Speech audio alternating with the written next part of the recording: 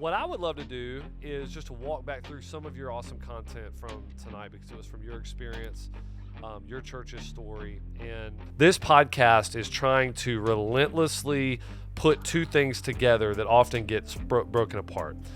We want to talk about sending, we'll shout it from the rooftops, but we sort of about growing, it's kind of hushed tones sometimes. And we're trying to say, man, you don't get one without the other, and we need to talk about both of them positively. Your side of it in tonight's talk was incredible about leading one church's heart to be all bound up in God's global mission. And you gave a couple real practical things about that. I'd love to walk through those. The first one you talked about, which was just so good for me, I try to talk to our church about this a lot. We've done podcasts on the idea of treasure leading the heart. You just talked about giving. Would you share a little about how your church giving was a big part of their missional mindset? This is Breaking Barriers, where we help pastors and churches grow so that they can go.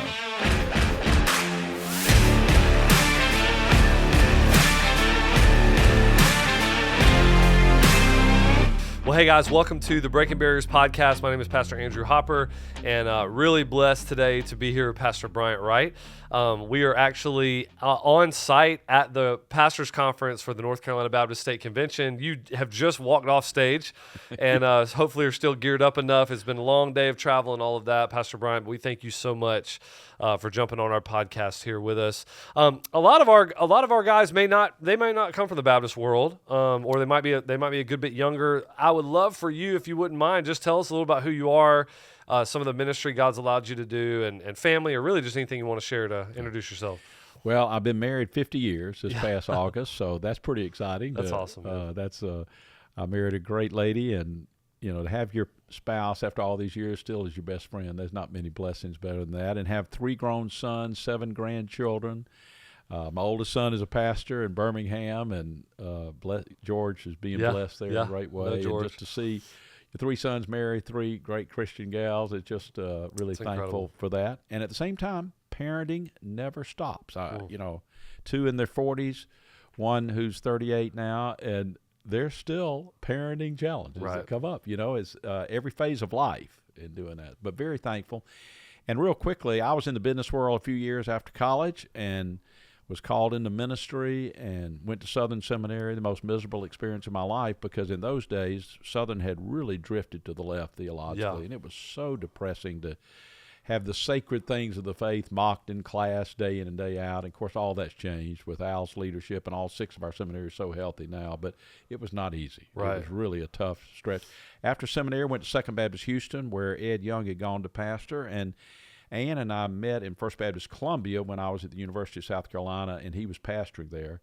So when I finished seminary, I was sure I was going to pastor, but I asked him to be a reference, and he said, why don't you come on out and consider a few years here? So that was a great time. Yeah. Really was. Learned a ton about church, especially after the doldrum of seminary, to go to a church that was being revitalized. It was really very exciting.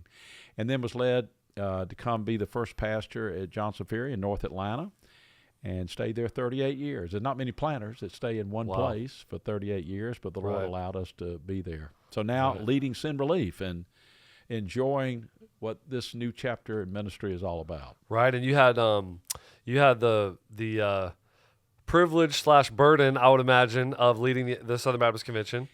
Yes, that was 2010, 2012. And, Andrew, people talk about, I know you're glad and relieved when that was done, but honestly, it was like a front row seat on so many great things that are happening in churches in our convention and with our entities, our seminaries.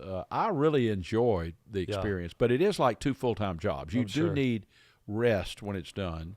Right. Was told by one of the former presidents that, Bryant, you can be in your church as much as you are now on Sunday morning. It's just if you're just willing to travel all throughout the week. And that's really what it was. And, when you live in a big city like Atlanta, you can be gone all week. If you're there on Sunday morning, people in the church aren't aware of it. Yeah. So it was at a time we were at empty nest, so Ann could travel with me a lot. And really, really meaningful time. Well, man, we're grateful for your service in that, and I love the fresh perspective on it and the positivity on it. So that's cool. Big Gamecock fan, right? I am.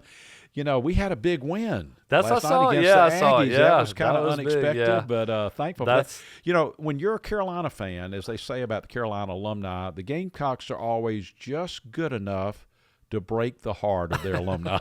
You got hope. You got hope. Then you're like, yeah. The state of South Carolina's motto is "While I breathe, I hope." It's a perfect motto for the University of South Carolina. That's perfect.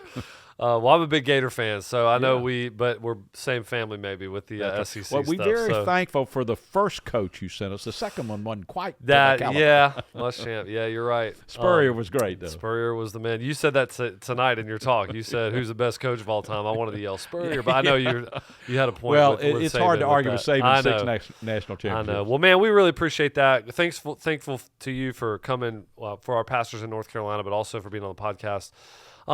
What I would love to do is just to walk back through some of your awesome content from tonight, because it was from your experience, your church's story, and just a little bit for you to know about our podcast. So we believe that churches can grow without going, but they really can't go without growing. If they're going to be a going church, ascending church, a going church, they've got to be reaching people in their own backyard, and there's got to be a harvest that's happening. So this podcast is trying to relentlessly put two things together that often gets broken apart. Yeah. We want to talk about sending, we'll shout it from the rooftops, but we sort of about growing, it's kind of hushed tones sometimes. And we're trying to say, man, you don't get one without the other, and we need to talk about both of them positively. Your side of it in tonight's talk was incredible about leading one church's heart to be all bound up in God's global mission. That's right. And you gave a couple real practical things about that. I'd love to walk through those. The first one you talked about, which was just so good for me. I try to talk to our church about this a lot. We've done podcasts on the idea of treasure leading the heart. Yeah. You just talked about giving. Would you share a little about how your church giving was a big part of their missional mindset? Well, as I shared tonight, our first ministry budget of $88,000 for the whole year. I'm sure there are probably a lot of pastors listening or ministers that their church doesn't have a budget that small. There may be some that do, but that was where we began, meeting in a doctor's office there in North Atlanta. And we just decided to tithe to missions. And I didn't realize the significance at the time, Andrew, but when I was preaching through the Sermon on the Mount and Jesus says, where your treasure is, there your heart will be, I thought, well, that was significant because we started giving to missions when we didn't have many dollars at all. Right. And said we were going to at minimum tithe to global missions. Well, I feel like God began to give us a heart for missions in doing that. And I think that's true wherever we give our dollars. The heart is going to follow. Jesus makes that very clear. And so it allowed us to keep raising the percentage as God kept blessing our congregation with more growth and more income in doing that.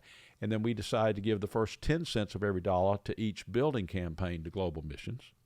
And then in our last 3 capital campaigns, we gave the first 20 cents of every dollar given to the capital campaign to global missions. So once again, though, as God blesses you, then it's not so that you have more for self, it's so that you can give more, so that you can bless more. Right. And we saw that principle work at Johnson Ferry. And you felt like it really tied the church's heart to the mission.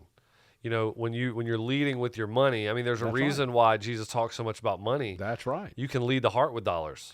And not only that, he really is communicating in the Sermon on the Mount that the major competitor for our heart is money. Right. No matter whether you're poor or rich, it's still the major competitor because the poor person, they're just dying to have more.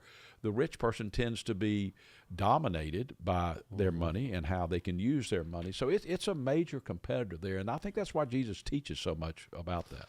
We talk a lot about how money can mimic God in a lot of ways. Yeah, that's right. That it can give for you security. I mean, talk about that. Some of the things that you've seen pastoring over 30 years in the same location, in a place like Atlanta. I mean, I'm sure you had a lot of affluent people. I mean, how are people dominated, as you said, by the love of money? Well, I do think because of our sin nature, when you think about the curse that occurred after Adam and Eve sinned, for Adam, it was toiling with the ground to grow things, to provide for his family, and not having the kind of results. So I think what tends to happen in so many households is they're constantly toiling to have enough or have the things they want, and it begins to truly become the idol of their life. They don't start out that way, a lot of people. Well, some do. But a lot of people, it's just they get so wrapped up in every decision being a money decision, the next thing you know, it's the big idol of their life. Right. And in our community in North Atlanta, it was a very affluent community, so that was a very visible competitor for people really surrendering lordship to Christ. was concerned about worldly matters, money matters in their life there. But, you know, one great thing there is when people who are blessed with a lot of income get totally sold out to Jesus, oh, my goodness. Yeah, what the they can do. impact That's they right. have for the kingdom is really exciting to see. Yeah, given, you know, when we teach our people to give, it gives them a tangible way of breaking those chains. That's right. You know, it really loosing does. those pangs of death. You know, That's right. getting it's a very tangible way to do that. And at the same tithe time, there, Andrew, I really believe the tithe. The reason God gives us the tithe, it's not like he's trying to establish a new legalism, but he's just saying, look, this is just a basic starting point. It's not the goal. It's just a great place to start where you're showing me you trust me, and then seeing God multiply that over time. Yeah, it's a floor, that's why he gives not that. the ceiling. It's the floor, not the ceiling. Yeah. But it's a great starting place. It's a great starting place. And a lot of people don't even they're not even there. No, and they don't experience the blessing of having those chains broken and seeing what God can do. Right.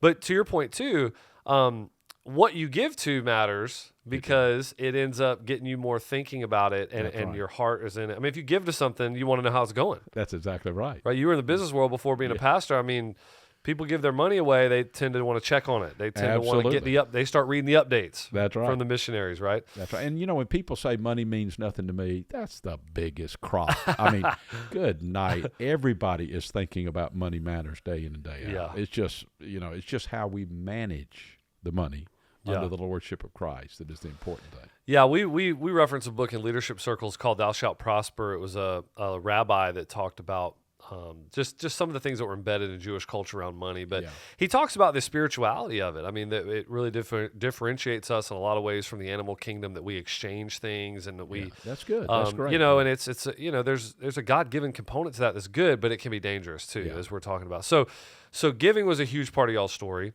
And I love that you start with that. But prayer was a huge part of your story. And I want to, man, I just want to tell you how impactful it was for me to hear you say tonight, candidly, that it was 5 years in that y'all started that prayer ministry. That's and not shy away from, hey, man, we're always making course corrections. That's 5 right. years in, man, okay, God's laying this on our heart. Man, maybe we should have done this earlier, but we're going to do it now. That was awesome. And you guys had a real robust prayer ministry that ignited some things. Talk to us about that. Well, it really it was a way that our church could stay connected to the power source, which is the Holy Spirit, which is the Lord guiding us. You know, that 24-hour prayer ministry also had tremendous outreach because we began to have just as many calls into the prayer room outside the church as we did from within. It's hard to find hardened agnostic and atheists that when you ask if you can pray for them about something, that they sit there and object. I mean, most people are open to prayer. And so when the word about our prayer ministry began to spread, we got calls from everywhere. And a lot of times they were not believers. And so the intercessors, they had opportunities to share Christ as they were praying for folks calling in. Now, I did tease the prayer ministry a lot of times that they were spending so much time trying to pray sick saints out of heaven rather than praying lost sinners out of hell, because you can get so wrapped up in health issues that you forget the bigger mission of the church. But still, there's a lot of love there. And I just loved seeing, I served in the prayer room probably on average about once a quarter, whereas most intercessors served at a set time each week. But I just wanted to be in tune with what the prayer requests were. They were big bulletin board. We had a big separate bulletin board with the specific answers to prayers that people would call back in from having somebody pray for them in the prayer room. That was really exciting to read that as a pastor going in. So it was undergirding what was going on in the life of Johnson Ferry. And I want to ask you about how that turned the heart of the church toward the nations. But before I do that, so our podcast is very practical, tools, hands-on, and this just intrigues me. I would love for you, if you don't mind, to go in a little more to the some of the just some of how this worked. I mean, you're talking about people calling in. What did that look like? What you talk about 24 hours? What did that look like? Like, give us, if you don't mind, give us more of the. I'd love to just hear more of the ins and outs of it. Well, we would have an annual challenge of asking people to volunteer to take an hour in the prayer room. And then we would have training for those people, because you had to have a structure within that hour so they're not just sitting there wondering, what should I be praying for? So throughout that hour, they would give some time to praying for government leaders. We would have those government leaders in our community and state and national names to pray for. They had to spend some time praying for the global missions activities, even though we weren't doing a whole lot in missions at that point. They were praying for different Bible studies that were going on. They were praying for the sick. In other words, they had focuses in that prayer room, and the hour would fly by, Andrew. It really would. Right. It would fly by as you began to focus on praying about those things. And then they would answer the calls as people came in. And they were not trained to be a counselor, but they were there to pray for those folks. And they would make it very clear if it was a really huge critical need that was over their head, they would just make it very clear to the person, look, we would be glad to recommend Christian counselors to you, but we're here to pray with you as you're going through that. So we'd have to coach the intercessors not to try to become a counselor, but to remember that they were there for prayer. And also we would coach them up front to go in and have some time of kneeling there and really pouring our heart to the Lord to get our own heart right as we were beginning to pray for the needs of others. And so the peak of it, in my tenure there, probably we got to where we were averaging about 120 to 125 of the 168 hours filled. Wow. Always struggle with midnight to about 5 a.m. Right. That was hard. So then we started assigning the deacons to, at least 1 hour a week. We'd assign Sunday school, Bible studies, to 1 hour a week, different connect groups to 1 hour a week. That helped us, and that way it wasn't the same person having to fill that hour every time. But it became a huge ministry for a lot of folks. And so it still is today. That 130 hours or whatever it was that representative of 130 separate intercessors many times? Yeah, it was one person. And they would do it weekly or that'd be their weekly, okay. Unless they were representing a Bible study class or the deacons or something like that. Wow. So they just felt that call. It really provided a lot of folks that are behind the scenes, folks that aren't up front folks. That became their ministry, Andrew, and that was exciting. What a every ministry. area of the church where you have things like that, you're mobilizing the troops that wouldn't necessarily be mobilized in other areas. I love that. So it was really. We're always looking for opportunities like that. One of the things coming up right now in Western North Carolina is disaster relief, and absolutely. And obviously that's your wheelhouse. But one of the things that we are seeing, that I know you see this every day, but just for people on the podcast, there's a lot of men that are just never going to do a lot of the stuff that we want them to do at church. Now we can, as one of my mentors, Larry Osborne, says, like, you can get all mad at the sheep over that, or you can realize, hey man, that guy that just got out of that truck with those boots and that dip can in his back pocket, he's never going to be a greeter at your church. Yeah. But you know what he may do? He may go out to Western North Carolina and clear roads when the time comes. He might make sure those generators will fire up every week, so that we can make sure they stay ready to roll. And so my point is, like you're saying, there's places where we need to work harder to get everybody engaged. Right. Because some people just are not up front folks, but the idea, and some people that are up front, it was kind of terrifying to them to think about spending a whole hour alone in the prayer room, versus some people, it became their ministry. Right. They got excited. And you guys had a room at the church office? Had a room, and the prayer ministry coordinator would check the request. They would check the answers to prayer. They were keeping that prayer room and a lot of the paperwork of it up to date, so that every new intercessor that came in there, it was always current about where we were. And you need a champion. Yeah, right. Even if it's a volunteer, we had a staff person, but you need a champion that's just going to be passionate about that ministry to keep all that going. And I'm putting you on the spot here. I mean, how integral to the Johnson Ferry is a very successful story in the kingdom. I mean, I know, but it is. I mean, it grew to thousands of people, sending hundreds of missionaries.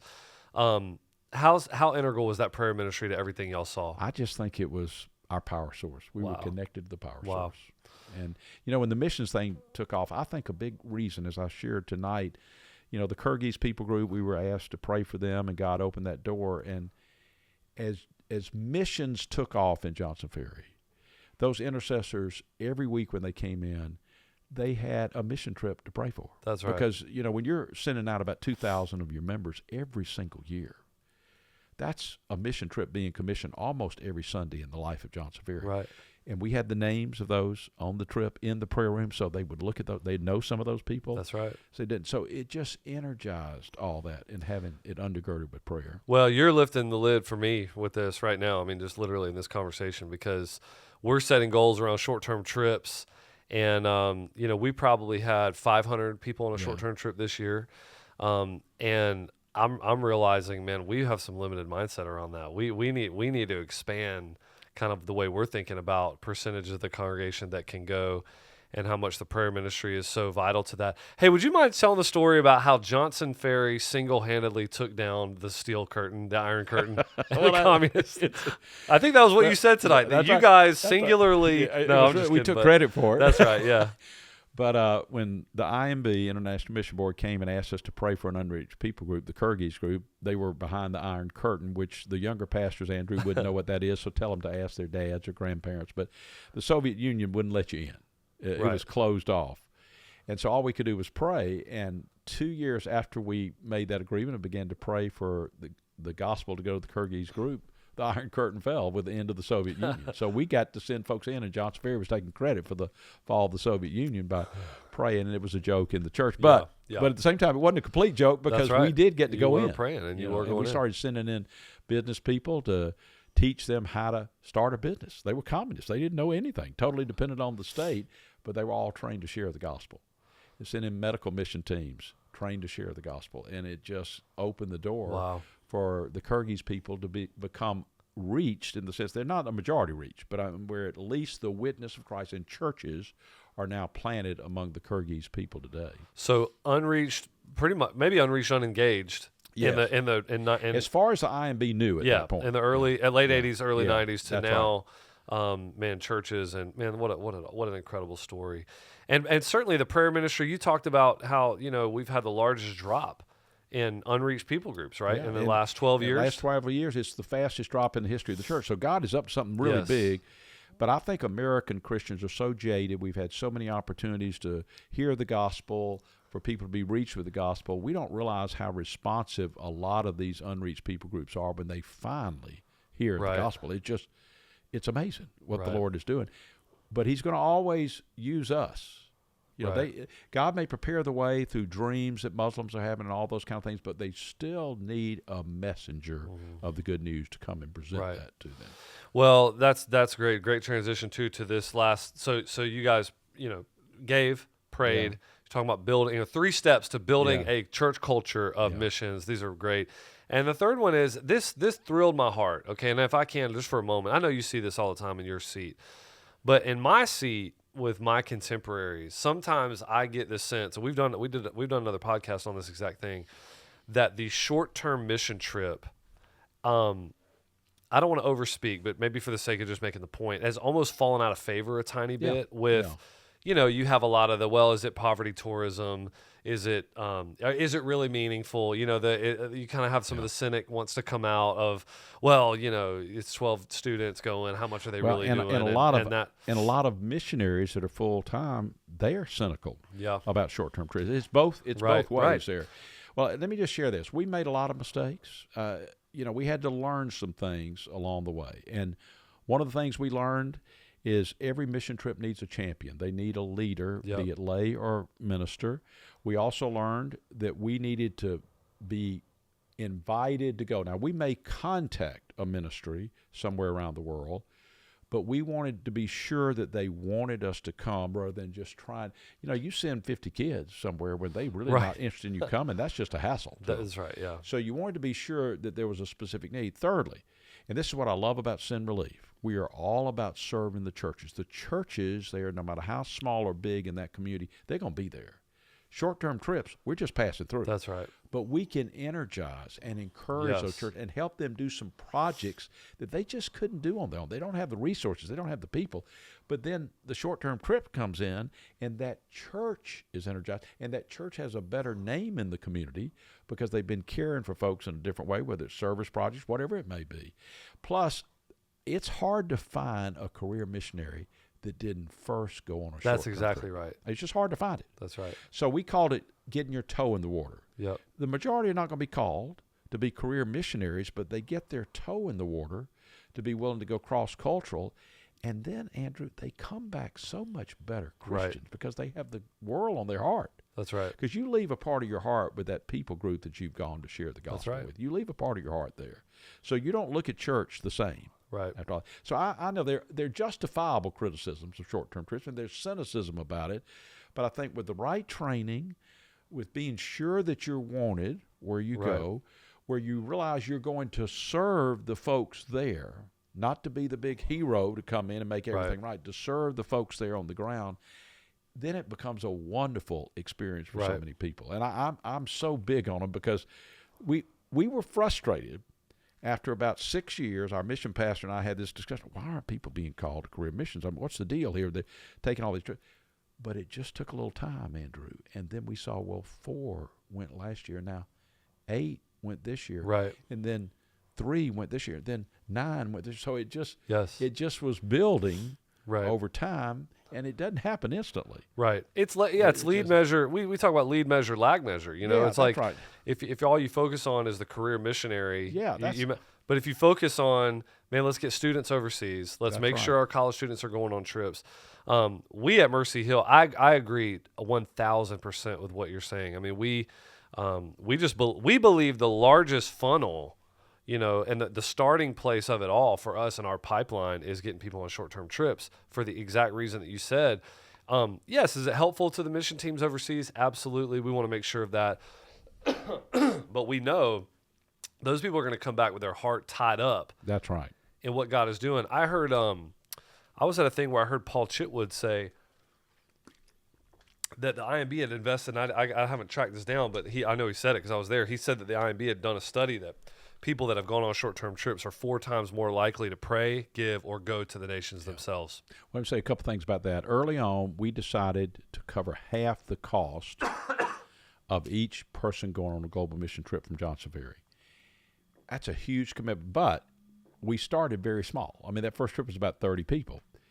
But we kept that commitment, Andrew, to where the church covered half the cost. Well, you got 2,000 people. That's right. Going on a mission trip during the year. That's big dollars. So then we decided that a major part of our annual global missions offering, in addition to what we gave out of the budget, like to cooperative program, Lottie, or different non-denominational ministries, whatever it was, about probably 80% of the annual global missions offering went to cover that 50%.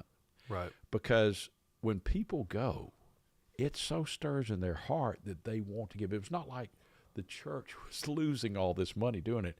It grew as the church grew, and those people wanted to give because they saw how the lives were impacted in the process. So it's a huge commitment, but realize we started very small with just one trip, and it just kept multiplying over time. So, but once again, that's money that you're investing for the building up of the kingdom in doing that. And I asked Pastor, would you just think about some way that you could help underwrite the cost? Because then more people will be willing to give up vacation time, be willing to give up spring break time and go. But the second thing came far into the process. And this is where I was so slow. I'm so dumb on this. I should have learned it overall. But I began to realize that we were having about 50 to maybe 70 people go through evangelism training on an annual basis. No matter how much we pleaded, urged them, it was pitiful. It was pitiful for a church our size. So we made a decision. When we were, at the time, sending about 1,500 a year, nobody goes, they don't get on the bus or the plane unless they've gone through evangelism training. Oh, that's great. That year, including the senior pastor. So we changed the approach each year, whether it's 3 circles, 4 spiritual laws, peace with God. It was different each year, but every year, if they were going to go on a mission trip, they had to go through evangelism training. So we went from 50 to 70 a year to about 1,400, because some people would go on more than one trip overnight. Well, think what that does to your local church. That's right. But then they had a purpose. They had a purpose for the evangelism training, and then we realized how convicted people were when they get back to North Atlanta. They never even talked to their next door neighbor about anything. Exactly. But they had a deeper conviction about it then. That is such a practical tool, man. That is an incredible insight. And, man, I think that's something that people could and I don't care if their church is 3,000 or 300 or 30 people.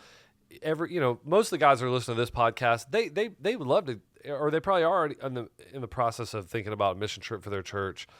Boom, evangelism training. That's a great practical Just tool. don't let them go unless they go through evangelism training. And be sure that the senior pastor and all the staff goes through it as well. You don't want to exempt. So I would go through it every year. Go through the training, just because I felt like it was important to set the example. Plus, one other thing, as the church grew, it was very clear that every minister on the staff needed to go on at least one mission trip every year. Yeah. Man, preschool minister, sports and fitness ministry. I mean, now, did you guys pay for half of the? Is that the way with the staff, or did y'all try to actually get them and maybe put that as for the ministerial staff? We covered their whole expense to go. It was a part of their calling as a minister.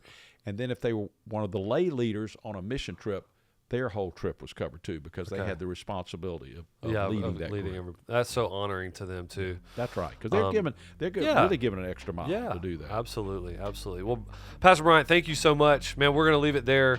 Thank you for what you're doing for Sin Relief, and thank you for being with us today, man. It was great having you. Thank you. Good to be with you, Andrew.